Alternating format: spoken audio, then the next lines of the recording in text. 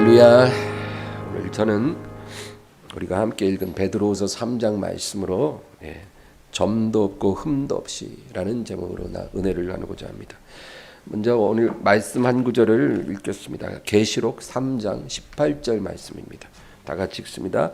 내가 너를 권하노니 내게서 불로 연단한 금을 사서 부요하게 하고 흰옷을 사서 입어 벌거벗은 수치를 보이지 않게 하고 언약을 사서 눈에 발라 보게 하라. 아멘. 예수님은 7 교회에 편지를 보내셨습니다. 그 7 교회는 이 땅에 있는 모든 교회를 상징합니다. 근데 그 중에서 7번째 마지막 교회가 라오디게아 교회거든요. 이 라오디게아 교회는 이제 마지막 때의 교회를 상징하는 그런 교회입니다. 이 라오디게아 교회에 주님이 말씀하세요. 너는 나로부터 3가지를 사라는 거예요. 이 라오디게아 교회는 겉은 번듯한데 사실상 죽은 교회입니다. 이 교회는 차지도 않고 덥지도 않아요. 다시 말해 믿는 것도 아니고 안 믿는 것도 아닌 거예요. 그런 교회가 라오디게아 교회고 오늘날 대부분의 교회의 모습이기도 합니다. 근데 주님이 이 교회에 어떤 처방을 주시냐면 나로부터 3가지를 사라는 거예요. 예수님으로부터만 살 수 있고 예수님만이 팔 수 있는 게 있어요. 3가지가. 그게 뭐냐면은 첫째, 불로 연단한 금을 사서 부요하게 하라. 불로 연단한 금이라는 것은 연단을 통과한 믿음을 말합니다. 여러분, 그냥 믿음이 아니라 연단을 통과한 믿음. 불같은 연단을 받아서 정금같이 되어진 믿음을 말합니다. 이런 믿음을 나로부터 사라는 거예요. 여러분, 우리가 처음에는 그냥 예수님을 믿어요. 그러나 이 믿음은 시련을 통과하지 못합니다. 우리가 고난을 받아서 불같은 연단을 통과하고 정금 같은 믿음을 가져야 그 믿음이 하나님 앞에 인정을 받는 거예요. 우리는 그러한 길을 걸어가야 합니다. 왜 우리를 하나님이 괴롭히는지 우리는 이해해야 해요. 하나님은 우리의 행복을 원하는 게 아니라 우리의 믿음을 원하십니다. 물질이 풍부했던 라오디게아 교회는 자기가 모든 것을 갖고 있다고 생각했어요. 그러나 주님은 이 세상의 금으로 부요를 이루려고 하지 말고 불로 연단받은 믿음의 금으로 부요해져라. 그렇게 말씀하셔요. 여러분, 이 세상의 금으로 부요해질 게 아니고 불같은 연단을 통과한 믿음의 금으로 부요해지라. 이 믿음의 금을 원하십니까? 네. 그러나 사실 이런 금보다 세상의 금을 더 원할 거예요. 많은 사람들이. 그 다음 2번째는 흰옷을 사서 입어 벌거벗은 수치를 보이지 않게 하라. 흰옷이라는 것은 성결을 의미합니다. 그러니까 예수님은 지금 라오디게아 교회가 성결하지 않다라는 거예요. 성결의 흰옷을 너희가 입고 있지 않고 내 앞에 벌거벗은 상태와 같다. 여러분, 바리새인들이 이런 사람들이었어요. 사람들 앞에서는 화려하고 아름다운 긴 옷을 입고 다닙니다. 그러나 하나님이 보실 때는 영적으로는 벌거벗은 거예요. 왜냐하면 그들은 성결하지 않거든요.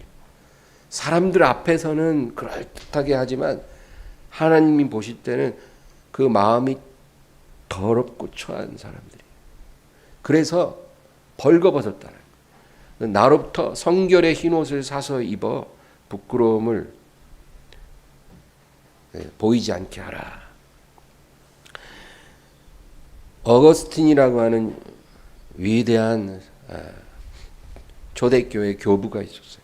이 어거스틴이 아주 방탕한 사람인데 회개하게 되었습니다. 그를 회개시킨 하나님 말씀이 뭐냐면 로마서 13장 11절에서 14절 말씀이에요. 로마서 13장 11절에서 14절 다 같이 읽습니다. 또한 너희가 이 시기를 알거니와 자다가 깰 때가 벌써 되었으니 이는 이제 우리의 구원이 처음 믿을 때보다 가까웠습니다. 밤이 깊고 낮이 가까웠으니 그러므로 우리가 어둠의 일을 벗고 빛의 갑옷을 입자. 낮에와 같이 단정히 행하고 방탕하거나 술 취하지 말며 음란하거나 호색하지 말며 다투거나 시기하지 말고 오직 주 예수 그리스도로 옷 입고 정욕을 위하여 육신의 일을 도모하지 말라. 밤에도 나처럼 단정히 행하고 오직 주 예수 그리스도로 옷 입고 정욕을 위하여 육신의 일을 도모하지 말라. 주 예수 그리스도로 옷 입으라 그랬는데 이것이 바로 성결의 옷을 말합니다. 이러한 성결의 흰옷을 입어서 하나님 앞에 벌거벗은 채로 발견되지 않도록 하라. 이 말씀이 어거스틴이라는 사람을 변화시켜서 그가 방탕한 삶을 버리고 하나님께 돌아오게 했어요. 여러분, 성결이라는 건 뭘까요? 성결은 낮이나 밤이나 동일한 걸 말해요. 우리의 낮의 모습과 밤의 모습이 동일한 거예요. 사람들 앞에 있을 때 나의 모습과 나 혼자 있을 때의 모습이 동일한 거예요. 교회에 있을 때의 나의 모습과 교회 밖의 나의 모습이 동일한 거예요. 예배 드릴 때의 나의 모습과 일터에 있는 나의 모습이 동일한 것. 그것이 하나님이 말씀하는 성결이에요.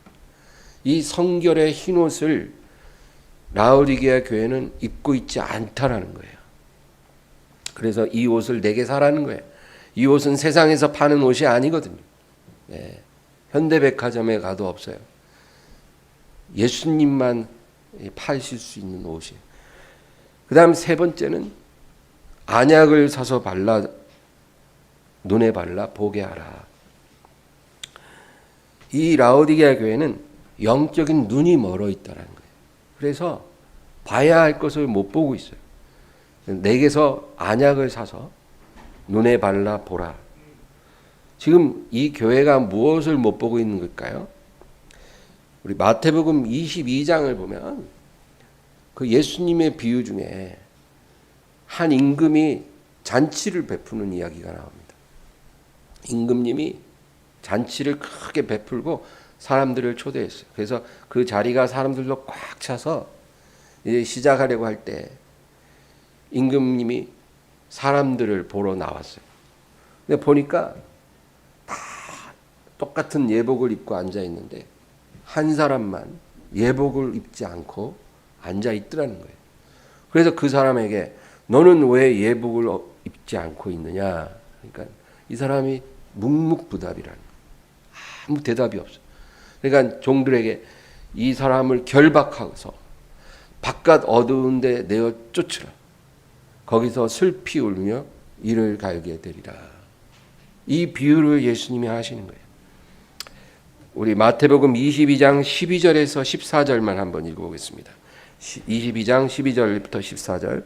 이르되 친구여 어찌하여 예복을 입지 않고 여기 들어왔느냐 하니 그가 아무 말도 못하거늘 임금이 사환들에게 이르되 그 손발을 묶어 바깥 어두운 데에 내던지라. 거기서 슬피 울며 이를 갈게 되리라 하니라. 청함을 받은 자는 많되 택함을 입은 자는 적으니라. 특별히 14절을 보면 청함을 받은 자는 많되 택함을 입은 자는 적으니라. 청함을 받은 사람은 많다는 거예요. 많은 사람들이 잔치에 초대를 받는다는 거예요. 잔치에 참여할 수 있는 기회가 주어진다는 거예요. 그러나 택함을 입은 자는 적으리라. 이 초대를 받아들인 사람은 많지 않을 것이다. 많은 사람들에게 기회가 주어지지만 이 초청에 응한 사람은 많지 않을 것이다. 지금 주님은 라오디게아 교회에 나로부터 안약을 사서 눈에 발라 보라는 거예요. 뭘 보라는 걸까요? 예, 마태복음 22장과 이 말씀이 연결되어 있어요. 주님이 너희가 안약을 사서 눈에 발라 봐야 될 게 뭐냐? 너희는 지금 예복을 입지 않고 있다 그 말이에요. 너희가 그 예복을 입고 있어야 잔치에 들어갈 수 있는데 그 예복을 입지 않고 있다는 사실도 너희는 깨닫지 못하고 있다. 그러므로 약국에서 파는 안약을 넣지 말고 나로부터 안약을 사서 눈에 발라 그 상황을 보라는 거예요. 너희들의 영적 상태가 어떤지, 너희들이 예복을 준비하고 있지 않다는 사실을 너희들이 안약을 사서 밝히 보기를 원하노라. 계시록 3장 17절을 다 같이 읽습니다. 네가 말하기를 나는 부자라 부유하여 부족한 것이 없다 하나 내 곤고한 것과 가련한 것과 가난한 것과 눈먼 것과 벌거벗은 것을 알지 못하는도다. 네가 영적으로 얼마나 곤고한 사람인지, 가련한 사람인지, 가난한 자인지, 눈멀었는지, 벌거벗었는지 너는 알지 못한다. 이 교회가 바로 라오디게아 교회예요. 라오디게아 교회는 부자예요. 이 세상에 속한 것을 많이 가졌어요. 그래서 나는 부자라 부족한 게 없다라는 거예요. 그렇게 스스로를 믿고 있는데 예수님 뭐라 그러냐면 청천벽력 같은 말씀하세요. 네가 영적으로 얼마나 곤고하고 가련하고 가난하고 눈멀었고 벌거벗었는지 너는 알지 못한다. 여러분, 우리가 기도하고 말씀을 읽어야 되는 이유는 내 눈에 가려졌던 것이 벗겨져서 예수님의 눈을 내가 갖게 되기 위함입니다. 그 눈을 가져야 나를 볼 수 있고 또 남을 볼 수 있고 이 세상을 바라보고 하나님의 나라를 바라볼 수 있어요. 우리가 하루라도 기도와 말씀을 게을리하면 이 영적인 눈에 백내장이 생겨요. 그래서 뽀얘진다 이 말이에요. 예. 저도 백내장 수술을 오른쪽 눈만 받았거든요. 근데 그 실손 보험이 없어서 그 비싸다 그래서 다초점으로 받지 않고 단초점으로 받았어요. 근데 의사 선생님이 단초점은 한 가지를 선택하래요. 멀리 있는 걸 보든지 가까이 있는 걸 보든지. 그래서 둘 다 포기할 수 없어요. 그랬더니 그러면 중간쯤으로 해주겠대요. 그래서 지금 오른쪽 눈은 보이는 것도 아니고 안 보이는 것도 아니에요. 왼쪽 눈은 이제 뒤늦게 백내장이 와서 뿌예요. 그래서 요즘에 시력이 항상 흐릿흐릿합니다. 네, 쓸데없는 얘기를 하고 있네요. 라오디게아 교회는 영적인 눈이 가려져서 자신을 보지 못하고 있었어요. 여러분 마지막 날에도 그 잔치 자리에서 예복을 입지 않고 있다가 쫓겨난 사람처럼 자기가 예복을 입고 있지 않다는 사실을 모르고 있다가 천국 잔치에서 쫓겨날 사람들이 분명히 있을 것입니다. 그럴 일이 없다면 왜 주님이 이 얘기를 하셨겠어요? 우리에게 경고하는 거 아닙니까? 이런 일이 일어난다는 거예요. 얼마나 안타깝습니까? 그때는 예복을 준비해도 늦어요. 어리석은 처녀들이 뒤늦게 기름 준비하려다가 잔치에 못 들어간 것처럼 똑같은 상황이에요. 지금 깨닫지 않으면 안 된다. 오늘 우리 말씀 본문은 이제 베드로후서 3장인데 8절 8절 말씀을 다 같이 읽습니다. 사랑하는 자들아, 주께는 하루가 천년 같고 천년이 하루 같다는 이 한 가지를 잊지 말라. 이 중요한 힌트가 있어요, 이 말씀에. 주께는 하루가 천년 같고 천년이 하루 같다는 이 한 가지를 잊지 마라. 아주 중요하다는 거예요. 반드시 유념해라. 이게 무슨 뜻일까요? 하나님께는 하루가 천년 같고 천년이 하루 같다. 이것이 아주 중요하다는 거예요. 여러분, 하나님께서 6일 동안 일하시고 7일째에 쉬셨잖아요. 그렇죠? 네. 근데 역사를 보면 하나님께서 6천년 동안 일하시고 마지막 7번째 천년에는 쉬신다고 그래요. 그것이 성경이 우리에게 말해주는 거예요. 6천년 동안 하나님이 일하신답니다. 그런데 아담으로부터 예수님까지 연대를 쭉 계산하면 정확히 4천년 나와요. 그거 아세요? 아담부터 예수님까지 딱 4천년이에요. 진화론자들은 이 말을 비웃겠지만 성경은 사람은 아담으로부터 시작됐지 오스트랄로피테쿠스에서 시작된 게 아니라고 분명히 얘기해요. 여러분, 원숭이는 원숭이에요. 사람은 사람입니다. 진화 없어요. 하나님이 사람을 하나님의 모양과 형상으로 창조하셨습니다. 이 아담이 지어질 때부터 예수님 계실 때까지 4천년이에요. 예수님부터 지금까지 2000년입니다. 지금 6000년이 거의 꽉 찼어요. 그런데 성경에는 주님이 다시 오시면 천년의 평화가 임하리라 그래요. 그래서 예언서에 나오는 평화의 시대는 바로 2000년을 말하는 거예요. 아이가 독사의 굴에 손을 넣고 사자와 곰과 어린아이가 같이 뛰놀고 맹수들이 풀을 뜯어먹고 그 동산에 상함도 없고 해함도 없는 그런 유토피아가 이사야서에 있잖아요. 물이 바다를 덮음같이 여호와를 아는 지식이 온 땅에 충만하리라. 하나님의 성전에서 생명의 강이 흘러서 그 물을 마시고 그 옆에 자라는 나무의 잎사귀는 약재료가 돼서 모든 병을 고치는 그러한 일이 있을 것이다. 그런 시대가 언제를 말하냐면 7번째 천년을 말하는 거예요. 그러니까 이것을 너희는 기억하라 그 얘기예요. 그러니까 여러분, 예수님이 오실 날이 가까웠다는 거예요. 6천년 다 찼거든요. 9절을 읽겠습니다. 주의 약속은 어떤 이들이 더디다고 생각하는 것 같이 더딘 것이 아니라 오직 주께서는 너희를 대하여 오래 참으사 아무도 멸망하지 아니하고 다 회개하기에 이르기를 원하시느니라. 주의 약속은 다시 오시리라는 그 약속을 말해요. 요한복음 14장 18절에 내가 너희를 고아와 같이 버려두지 아니하고 너희에게로 오리라. 그리고 사도행전 1장 9절에서 11절 우리 한번 볼까요? 사도행전 1장 9절에서 11절입니다. 이 말씀을 마치시고 그들이 보는데 올려져 가시니 구름이 그를 가리어 보이지 않게 하더라.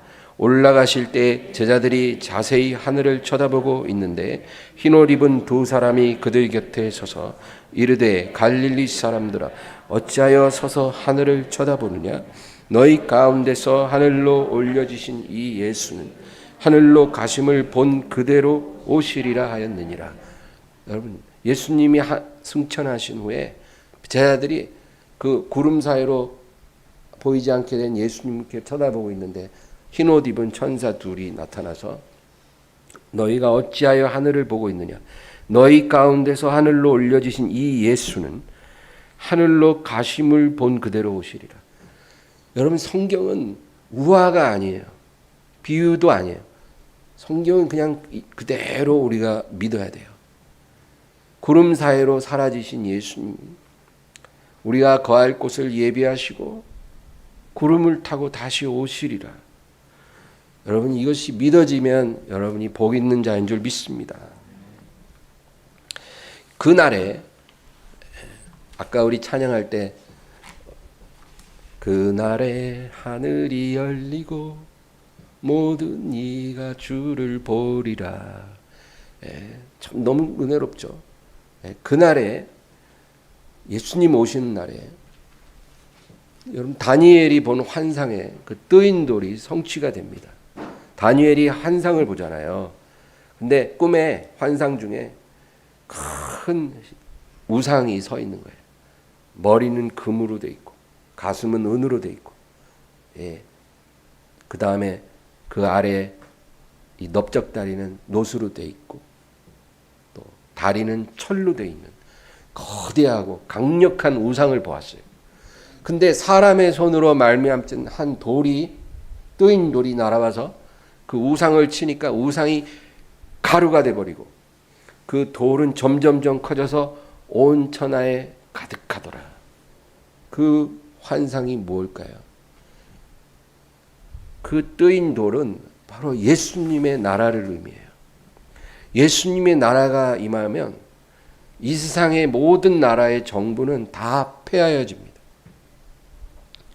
미국도, 러시아도, 영국도, 일본도, 한국도 예외 없이 모든 정부는 다 사라진다는 거예요. 예수님이 다스리는 정부가 세워진다는 겁니다. 그리고 그를 기다리는 자들, 그를 기뻐하는 자들이 그 나라를 얻게 될 것이다. 성경은 분명히 약속하고 있어요. 여러분, 이 세상에서 국회의원 하려고 시의회 의원 하겠다고 그렇게 죄짓고 타락한 길로 걸어가는 사람은 어리석은 사람이에요. 우리는 주의 나라를 기다리는 사람이 되어야 해요. 주님이 오셔서 그를 기뻐하는 자들에게 그 나라를 주실 때 우리가 그 나라를 통치하게 되는 겁니다. 이것은 아주 실제로 일어날 일들이에요. 그리고 그 시간이 점점 다가오고 있기 때문에 저는 시한부 종말론을 말하는 게 절대 아니에요. 성경이 우리에게 말씀하신 그 진리를 말하고 있는 거예요. 여러분, 그 나라를 기다리고 사모하기를 바랍니다. 우리 다시 본문의 9절을 다시 한번 읽겠습니다. 그 주의 약속은 어떤 이들이 더디다고 생각하는 것 같이 더딘 것이 아니라 오직 주께서는 너희를 대하여 오래 참으사 아무도 멸망하지 아니하고 다 회개하기에 이르기를 원하시느니라. 다시 오신다는 약속이 지금 더딘 것이 아니고 한 명이라도 더 회개하여 멸망하지 않기를 주님이 원하신다는 거예요. 주님은 한 명이라도 더 구원에 들어오기를 원하고 계셔요. 우리가 복음을 전해야 되는 이유는 그것이 주의 오심을 예비하는 가장 좋은 길이기 때문입니다. 주님의 오심이 더디게 느껴지는 것은 주님이 오래 참으시는 것은 주께서 오래 참으심이 너희의 구원이 될 줄로 여기라는 말씀처럼 한 사람이라도 더 기다리고 계시다는 거죠. 여러분, 그래서 때를 얻든지 못 얻든지, 여러분 어떤 곳에서 어떤 일을 하든지 예수님을 아직 모르는 사람이 여러분 앞에 있으면 성령님께 기도하세요. 주여, 제가 이 사람에게 복음을 전할 수 있도록 제 입술을 열어주세요. 그리고 저의 마음을, 저 사람의 마음을 하나님이 주장해 주세요. 그리고 여러분, 그가 우리를 비웃든지 멸시하든지 두려워하지 말고 단도직입적으로 예수님을 믿고 구원받기를 원해. 그 한마디만 해주세요. 그까짓 거 비웃음 좀 당하면 어때요? 그 한마디가 그 사람을 구원할지 어떻게 합니까? 세례 요한은 주의 길을 예비하는 자로서 이스라엘 백성들에게 회개를 촉구했어요. 우리 그리스도인들도 예수님의 재림을 준비하기 위해서 죄인들에게 회개하라고 말해줘야 돼요. 그러려면 어떻게 해요? 우리가 온전하게 살아야 되겠죠. 우리가 먼저 거룩한 백성이 되고, 그리고 그들에게 마지막 회개의 기회를 주어야 될 것입니다.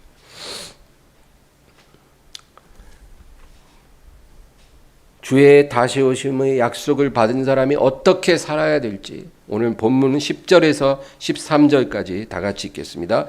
그러나 주의 날이 도둑같이 오리니 그날에는 하늘이 큰 소리로 떠나가고 물질이 뜨거운 물에 풀어지고 땅과 그 중에 있는 모든 일이 드러나리로다.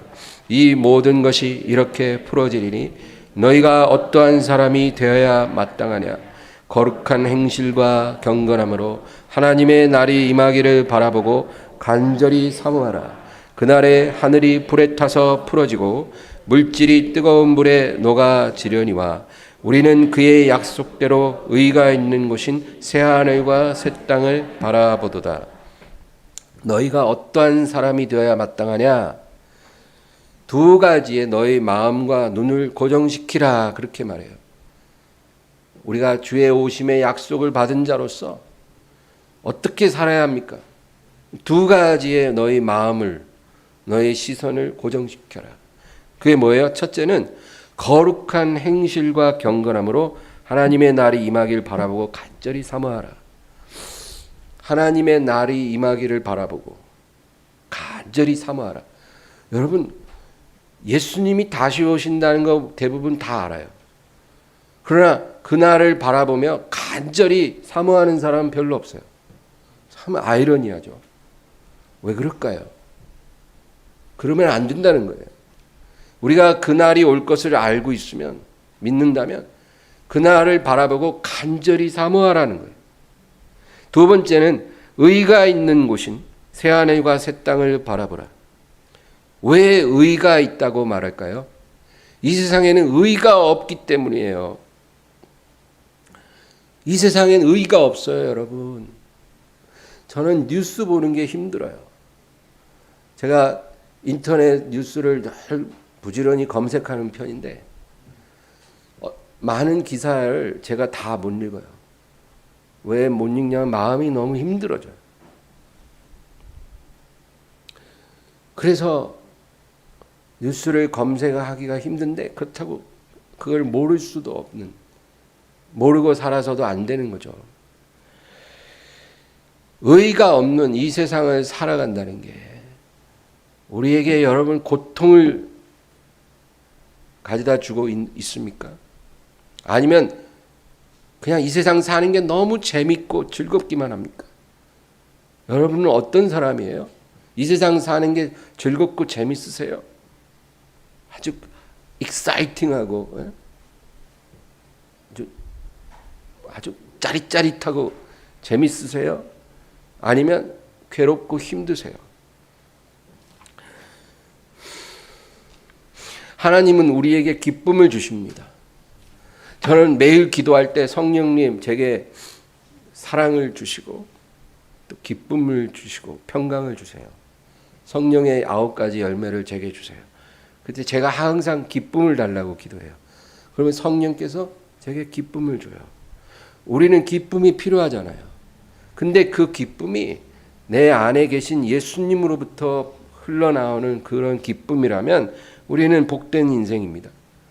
그러나 우리의 기쁨이 내 안에 계신 이로부터 나오는 것이 아니라 세상으로부터 흘러들어오는 기쁨이라면, 여러분, 우리가 그런 기쁨으로 살아가고 있다면 제가 분명히 말씀드리는데 우리는 잔치에 들어갈 예복이 준비되지 않은 거예요. 지금 주의하세요. 나는 어디로 기쁨을 공급받고 있는지 스스로에게 정직히 묻고, 내가 이 세상이 주는 즐거움, 이 세상으로부터 오는 재미, 이 세상으로부터 오는 쾌락, 이 세상으로부터 오는 만족감으로 내가 하루하루를 살고 있다면 나에게는 지금 예복이 준비되어 있지 않은 거예요. 철저히 회개하고 돌이켜야 합니다. 하나님 앞에 가난한 마음으로 나가서 부르짖고 하나님으로부터 오는 기쁨이 나를 주장하게 해주세요. 그런 마음을 갖고 기도하세요. 그렇지 않으면 우리는 구원을 받지 못할 것입니다. 우리 오늘 본문 마지막 14절을 읽어볼까요? 그러므로 사랑하는 자들아 너희가 이것을 바라보나니 주 앞에서 점도 없고 흠도 없이 평강 가운데서 나타나기를 힘쓰라.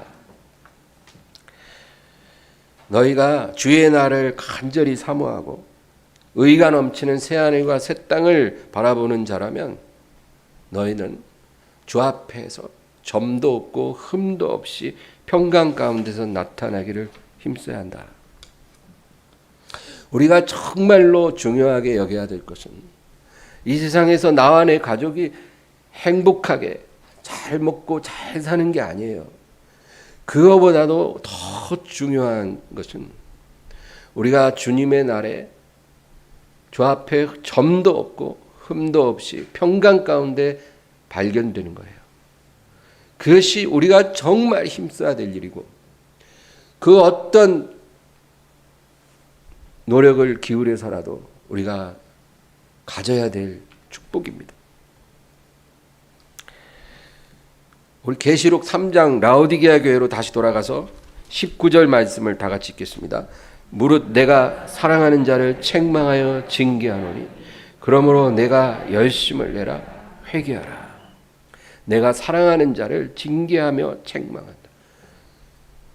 하나님은 사랑하는 자에게 위로를 주기도 하지만 위로 이전에 먼저 책망과 징계를 주셔요. 그리고 우리가 하나님 앞에 돌아와 회개하면 그때 우리에게 위로를 부어주시고 그게 하나님의 순서예요. 네가 열심을 내고 회개해야 한다. 그 다음 20절 읽겠습니다.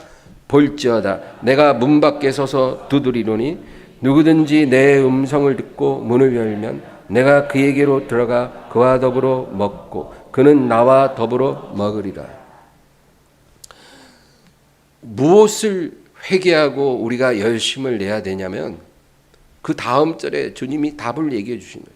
너희가 뭘 회개해야 되냐면 너희는 내가 문 밖에 서서 문을 두드리고 내 음성이 들려도 내게 문을 열어주지 않았다라는 거예요.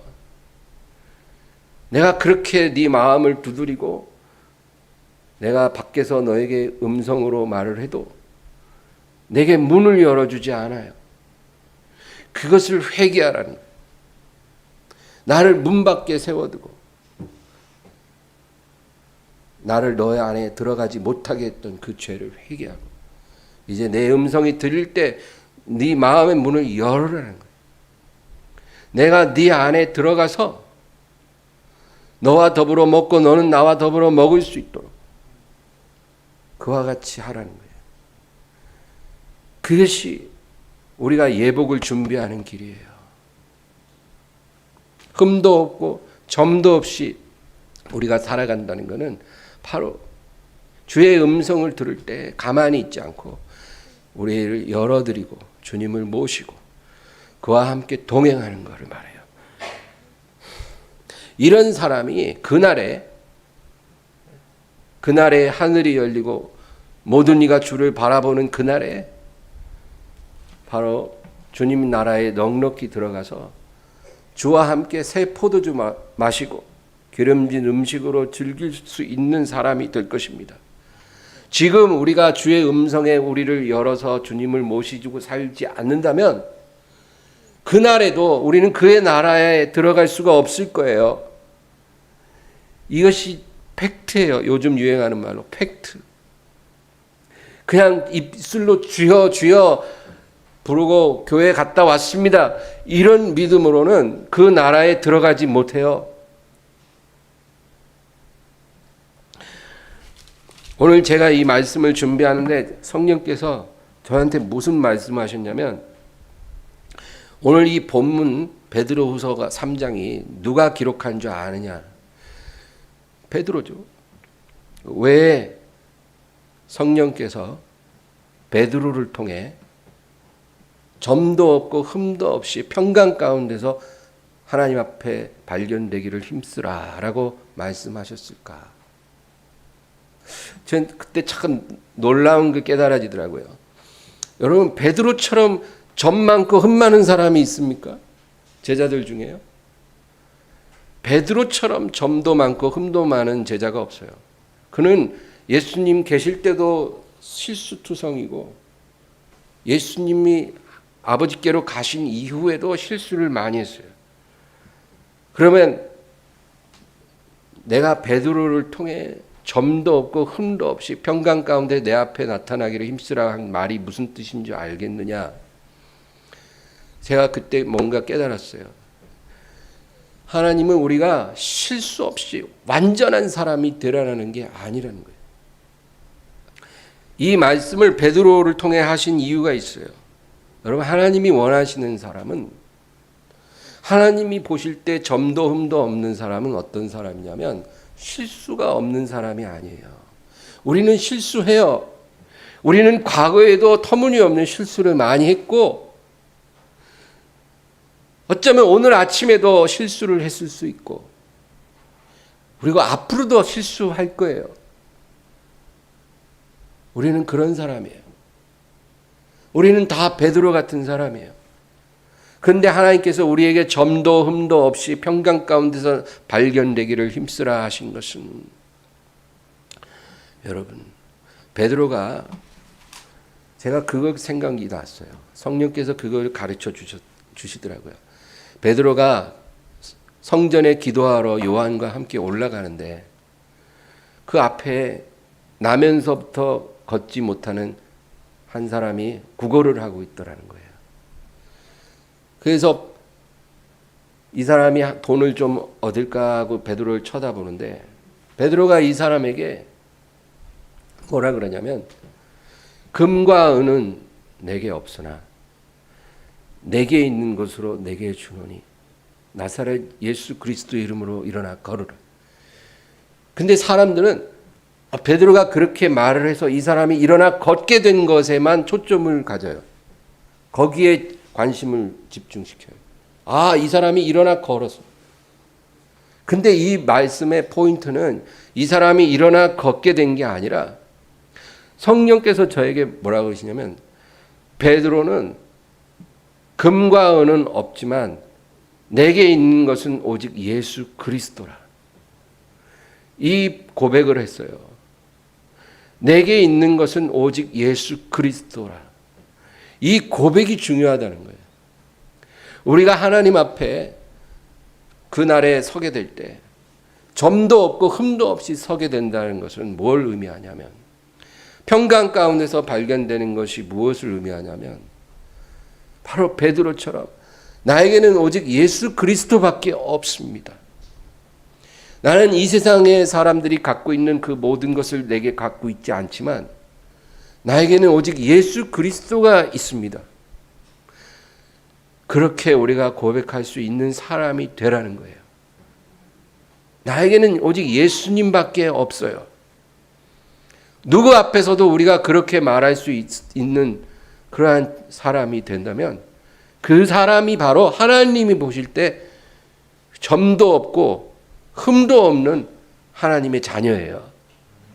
실수를 하더라도 우리가 이런 사람이 되면 하나님이 보실 땐 점도 없는 사람이고 흠도 없는 사람이에요, 여러분. 이런 사람이 되기를 주의 이름으로 축원합니다. 우리 그런 사람이 되기를 위해서 우리가 하나님 앞에 나아가야 돼요. 오늘 이 말씀이 충만해지기를 주의 이름으로 축원합니다. 오늘 말씀을 생각하면서 다 같이 통성으로 기도하겠습니다. 주여, 주여, 주여.